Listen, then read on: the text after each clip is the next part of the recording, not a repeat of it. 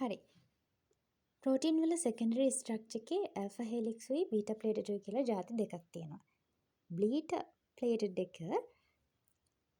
එකක් ಜಾති දෙකක් තියෙනවා. එකක් පැරලල් අනික ඇන්ටි පැරලල්. පැරලල් එක හැදෙන්නේ පොලිපෙප්ටයිඩ් චේන්ස් දෙකක් සේම් ඩිරෙක්ෂන් එකට යනකොට. ඒක අඳුරගන්න ලේසි වෙන්නේ එක ඇමිනෝ ඇසිඩ් එකක් කන්සිඩර් කරාම එයාගේ කයිරල් කාබන් එක දෙපැත්තේ තියෙන දෙක දිහා බලන්න. කයිරල් කාබන් එකට වම් පැත්තේ NC තිබුණොත් පළවෙනි ස්ට්‍රෑන්ඩ් එකේ දෙවෙනි ස්ට්‍රෑන්ඩ් එකේ කයිරල් කාබන්ගේ දෙපැත්තෙත් වම් පැත්තේ N තිබිලා දකුණු පැත්තේ C තියෙන්න ඕන. ඒ කියන්නේ එහෙම තිබුණොත් මේ ස්ට්‍රෑන්ඩ් දෙක පැරලල් තමයි යන්නේ. ඇන්ටි පැරලල් එකක විදි දෙකක් තියෙන්න පුළුවන්. එකක් තමයි එකම පොලිපෙප්ටයිඩ් චේන් එක මෙන්න මේ විදිහේ නැමිලා. අනික තමයි පොලිපෙප්ටයිඩ් සම්පූර්ණයෙන්ම චේන්ස් දෙකක් ඩිෆරන්ට් ඩිරෙක්ෂන්ස් වලට ගියාමත් ඇන්ටි පැරලල් එකක් හැදෙනවා.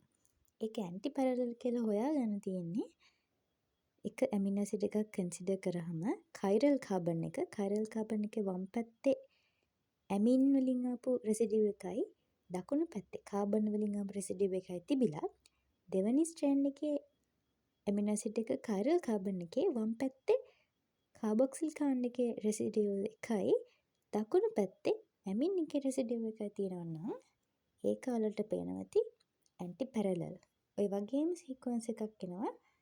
එකම ස්ට්‍රෑන්ඩ් එක මේ විදිහට නැමුණාමත් ඒකෙත් පළවෙනි ස්ට්‍රෑන්ඩ් එකේ ඇමිනෝ ඇසිඩ් එකක් බැලුවම වම් පැත්තේ N තිබිලා දකුණු පැත්තේ C තියෙනවා. මේක මෙහෙම නැමිලාවම ඒ ස්ට්‍රෑන්ඩ් එකේ කන්සිඩර් කරාම ඇමිනෝ ඇසිඩ් එකක් වම් පැත්තට එන්නේ දකුණු පැත්තට එන්නේ වම් පැත්තට එන්නේ C. එතකොට බැලුවම බලන්න NC මේ පැත්තට මේකේ තියෙන්නේ CN. ඒ කියන්නේ ඇන්ටි පැරලල්. අපි දැන් බලමු ඇන්ටි පැරලල් එකක් අඳින්න කොහොමද කියලා. මම කලින් වෙලාවකදී කිව්වා ඇමිනෝ ඇසිඩ් සීක්වන්ස් එකේ කියන්නේ පොලිපෙප්ටයිඩ් චේන් එකක NCC කියලා රෙපිටිටිව් පැටර්න් එකක් දකින්න පුළුවන් කියලා. NCC කියලා බෑක්බෝන් එකේ රෙපිටිටිව් පැටර්න් එකක් තියෙනවා. අපි ඒකම පාවිච්චි කරලා හයිඩ්‍රජන් බොන්ඩින් හැදෙන හැටි බලමු. බීටා ප්ලේටඩ් ඇන්ටි පැරලල් එකේ. ඇන්ටි පැරලල් වන එක ස්ට්‍රෑන්ඩ් එකක් මේ පැත්තට යන්න ඕනේ. අනිත් ස්ට්‍රෑන්ඩ් එක මේ පැත්තට යන්න ඕනේ. අපි ඉස්සෙල්ලාම පළවෙනි එක අනිමු. මේකෙදි අර එක පොලිපෙප්ටයිඩ් චේන් එකකට මම NCC repetitive patterns 3ක් අඳිනවා. අනිත් එකටත් NCC repetitive patterns 3ක් අඳිනවා. එහෙම කරලා කනෙක්ට් කරලා බලමු. හරි. පළවෙනි එකේ හැබැයි මේ NCC එක අඳිනකොට zigzag විදිහට තමයි අඳින්න ඕන. ඒ කියන්නේ මෙහෙම. නයිට්‍රජන් උඩින් අඳින්න කාබන් පහළට දාන්න. ඊළඟ කාබන් අයෝඩින් NCC NCC NCC මේක මතක තියාගන්න. පළවෙනි ස්ට්‍රෑන්ඩ් එකේ නයිට්‍රජන් උඩින් පටන් ගන්න. ඊළඟට දෙවෙනි ස්ට්‍රෑන්ඩ් එක ඇන්ටි පැරලල් යන්න ඕන.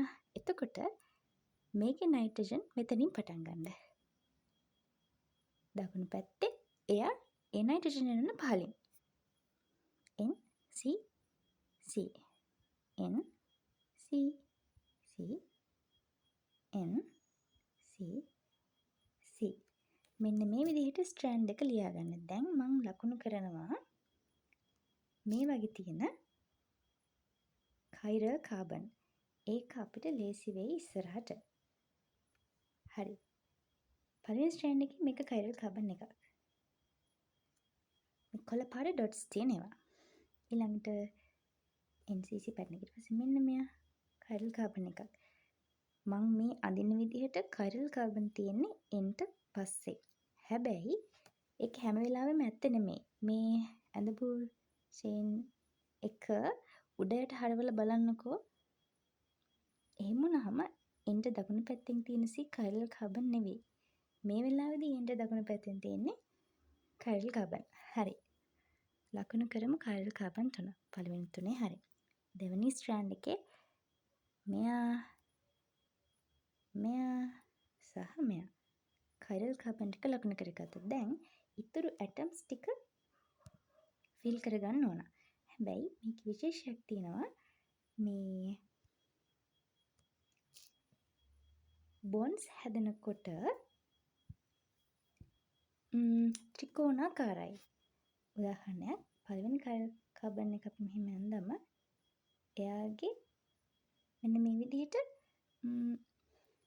ත්‍රිකෝණාකාර නිකන් තුම්මං හන්දියක් වගේ තමයි බොන්ඩ්ස් තුන දාන්න වෙන්නේ. අපි මෙතෙන්දි හයිඩ්‍රජන් අදින්නේ නැහැ. R කාණ්ඩේ විතරයි අදින කාබන්ගේ. හරි. දැන් බොන්ඩ්ස් ටික ලකුණු කරගමු. තුම්මං හන්දිය වගේ හැම ජොයින්ට් එකකම මෙන්න මෙහෙම තමයි එන්නේ. එතකොට මෙහෙම ඔතන මේ පැත්තට මෙහෙම මේ විදිහට නිකන් මේ වදයක වගේ මේ වදයක කොනක් තියෙන්නේ ඔහොමනේ. ඔන්න විදිහට බොන්ඩ්ස් ටික ඉස්ලාම් ලකුණු කරගන්නවා. දැන් ඉතුරු වෙලා තියෙන ඇටම්ස් ටික පුරව ගමු. මේක ලේසි. හයිඩ්‍රජන් ඔක්සිජන් එහෙම පුරව ගන්න ලේසි වෙනවා. කයිරල් කාබන් ටික අපි අඳුරගෙන තිබ්බොත්. හරි. පළවෙනි ස්ට්‍රෑන්ඩ් එකේ කයිරල් කාබන්ගේ මං කිව්වනේ R එක විතරයි ලකුණු කරන්න කියලා. ඔන්න මං R එක විතරක් ලකුණු කරා. එතකොට ඒ කාබන්ට වම් පැත්තෙන් තියෙන්නේ NH2 ගෲප් එකක්. එතන හයිඩ්‍රජන් ඉතුරුයි. NH2 එකකින් අර කන්ඩෙන්සේෂන් රියැක්ෂන් එක වෙන්න එක හයිඩ්‍රජන් එකක් ගියානේ. එතකොට පෙප්ටයිඩ් බොන්ඩ් එක තියෙන කොතනද දන්නවද? මෙන්න මේක තමයි පෙප්ටයිඩ් බොන්ඩ් එක. හරිද?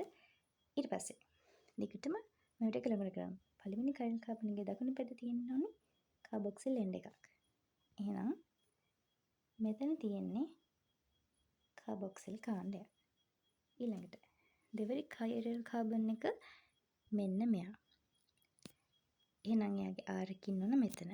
එයාගේ වම් පැත්තෙන් තියෙන්නේ NH එකක්. එයාගේ දකුණු පැත්තෙන් තියෙන්න ඕනේ කාබොක්සිල් කාණ්ඩයක්. තුන්වෙනි කයිරල් කාබන් මෙයා. එයාගේ R එක විතරයි අපි ලකුණු කරන්නේ. දකුණු පැත්තේ තියෙන්න ඕන කාබොක්සිල් කාණ්ඩයක්. එයාට වම් පැත්තෙන් තියෙන්න ඕන NH එකක්. හරි. මේකේ මේ ස්ට්‍රෑන්ඩ් එකේ පෙප්ටයිඩ් බොන්ඩ් එක ලකුණු කරමුද? පළවෙනි කයිරල් කාබන් ගත්තම එයාගේ වම් පැත්තේ NH එකට තියෙන මෙන්න මේ පෙප්ටයිඩ් බොන්ඩ් එක තියෙනවා. දෙවෙනි කයිරල් කාබන් ගත්තම එයාගේ වම් පැත්තේ NH එකයි මෙන්න මෙතන පෙප්ටයිඩ් බොන්ඩ් එකක් තියෙනවා. තුන්වෙනි කයිරල් කාබන් ගත්තම එයාට කියලා තියෙන නයිට්‍රජන් කාබනුයි අරගෙන මෙන්න මෙතන පෙප්ටයිඩ් බොන්ඩ් එකක් තියෙනවා. ඊට පස්සේ මේකත් පෙප්ටයිඩ් බොන්ඩ් එකක්. ඒක අඳුරගන්න කොහොමද? මෙන්න කයිරල් කාබන් මෙන්න එයාගේ කාබොක්සිල් එන්ඩ් එක මෙන්න එයාගේ ඇමයිනෝ එන්ඩ් එක. හරි. මෙන්න ඊළඟ කාබන් එක මෙන්න එයාගේ ඇමින් කාණ්ඩ එක මෙන්න එයාගේ කාබොක්සිල් එන්ඩ් එක. එතකොට මේ ඇමිනෝ ඇසිඩ් එකයි මේ ඇමිනෝ ඇසිඩ් එකයි අතර හැදෙන මෙන්න මේ බොන්ඩ් එක තමයි පෙප්ටයිඩ් බොන්ඩ් එක වෙන්නේ.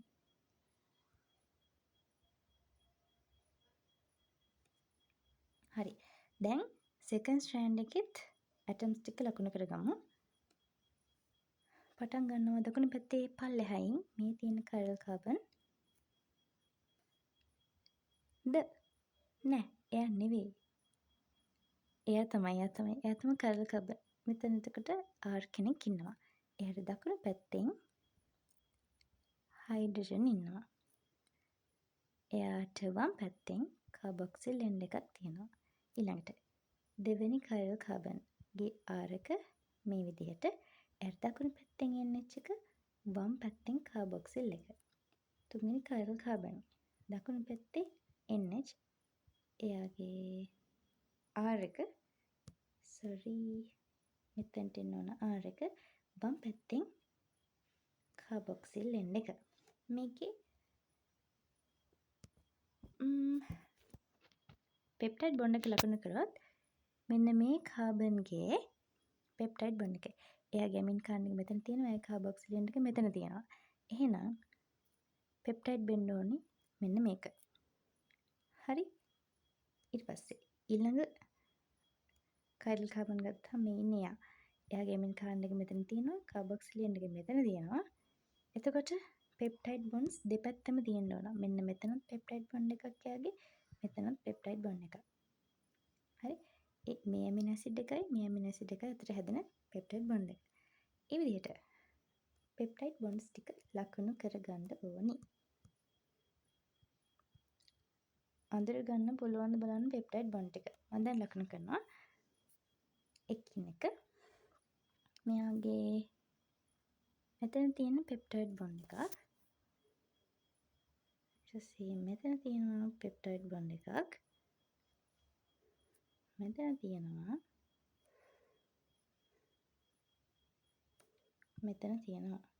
ඔය තමයි යාගේ පෙප්ටයිඩ් බොන්ඩ්ස් ටික. දැන් හයිඩ්‍රජන් බොන්ඩ් එකක් හැදෙන්නේ කාබොක්සිල් එන්ඩ් එකේ තියෙන කාබොක්සිල් එකකුයි NH එකේ තියෙන හයිඩ්‍රජන් එකයි අතර තමයි හයිඩ්‍රජන් බොන්ඩ් එක හැදෙන්නේ. එතකොට අපි හොයාගන්න ඕන කොහෙද කාබොක්සිල් තියෙන්නේ කොහෙද ඇමීන් වල හයිඩ්‍රජන් තියෙන්නේ ඒ දෙකට කනෙක්ට් වෙන්න පුළුවන් තරම් දොරකින්ද ඒගොල්ලෝ ඉන්නේ කියලා. දැන් හොයාගමු කාබොක්සිල් කාණ්ඩ ටික. පළවෙනි ස්ට්‍රෑන්ඩ් එක ගත්තොත් කාබොක්සිල් එන්ඩ් එකක් තියෙනවා. මෙන්න ඉන්නවා කාබොක්සිල් එන්ඩ් එක මෙතන ඉන්නවා. දෙවෙනි ස්ට්‍රෑන්ඩ් එක ගත්තොත් කාබොක්සිල්ලා ටික හොයාගමු. 3ක් ඉන්නවා. දැන් මේ වගේ බලන්න ඕනේ මේ කාබොක්සිල් කාණ්ඩේ ඉන්න ඔක්සිජන්ට ඇමයිනෝ කාණ්ඩයක ඉන්න හයිඩ්‍රජන් සම්බන්ධ වෙන්න පුළුවන්ද කියලා. උඩ ස්ටෑන්ඩ් එක කට්ටිය පල්ලෙහා එකත් එක තමයි හයිඩ්‍රජන් බොන්ඩ් හදන්නේ. එතකොට පළවෙනි කාබොක්සිල් එන්ඩ් එක කාබොක්සිල් කාණ්ඩ එක ගත්තම එයාට පල්ලෙහෙන් තියෙන ස්ට්‍රෑන්ඩ් එකේ හයිඩ්‍රජන් කෙනෙක් නෑ නයිට්‍රජන් කනෙක්ට් වෙච්ච. එයාට හදන්න බෑ හයිඩ්‍රජන් බොන්ඩ් එකක්. ඊළඟට මෙන්න මේ දෙවෙනි එක්කෙනා ගත්තම බලන්න එයා ගාව ඉන්නවා නයිට්‍රජන් වලින් ආපු හයිඩ්‍රජන් කෙනෙක්. එහෙනම් මෙතන තමයි පළවෙනි හයිඩ්‍රජන් බොන්ඩ් එක හැදෙන්නේ. මෙතන හයිඩ්‍රජන් බොන්ඩ් එක හරි. ඊට පස්සේ තුන්වෙනි කෙනා ගත්තොත් එයා ගාවත් නෑ.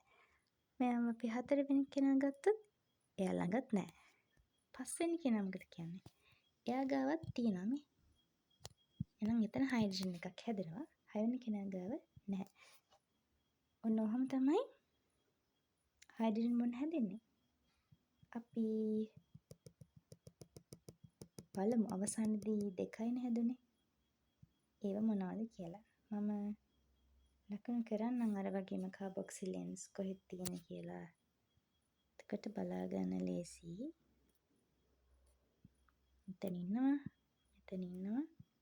මෙතන ඉන්නවා. මේගොල්ලන්ගෙන් කාටද හයිඩ්‍රජන් බොන්ඩ් හදන්න පුළුවන්. මෙන්න හදන හයිඩ්‍රජන් බොන්ඩ් ටික මම ලකුණු කරනවා. දැන් දෙකයි අපිට හම්බුනේ මේ. මෙතනයි. හයිඩ්‍රජන් බොන්ඩ් එකක් ඇත්තටම බොන්ඩ් එකක් නෙමෙයි. ඒක ඉන්ටරැක්ෂන් එකක් විතරයිනේ. මෙහෙම එකක් දාන්නම් එහෙනම්. ඔන්න ඔය වගේ හැදෙනවා. එතකොට මේ තමයි ඇන්ටි පැරලල්. පැරලල් එක මීට වැඩිය ලේසි. හරිම ලේසි. ඒකට කරන්න තියෙන්නේ මෙන්න මේ පළවෙනි එක වගේ ස්ට්‍රෑන්ඩ් දෙකක් පැරලල් ඇඳගෙන කනෙක්ට් කරන්න. ඩිරෙක්ෂන්ස් ගැන එහෙම වැඩි හිතන්න ඕනේ නැහැ. හරිම ලේසි. ඉතින් අන්න ඔය විදිහට තමයි අපි අඳින්න ඕනේ බීටා ප්ලේටඩ් ඇන්ටි පැරලල් එක. පැරලල් එකත් හරි ලේසි. ඒකේ අපි අර එකම ඩිරෙක්ෂන් එකටනේ අදින්න ඕනේ. පැරලල් එකේ එතකොට මේකටත් වැඩිය ලේසි. හරි.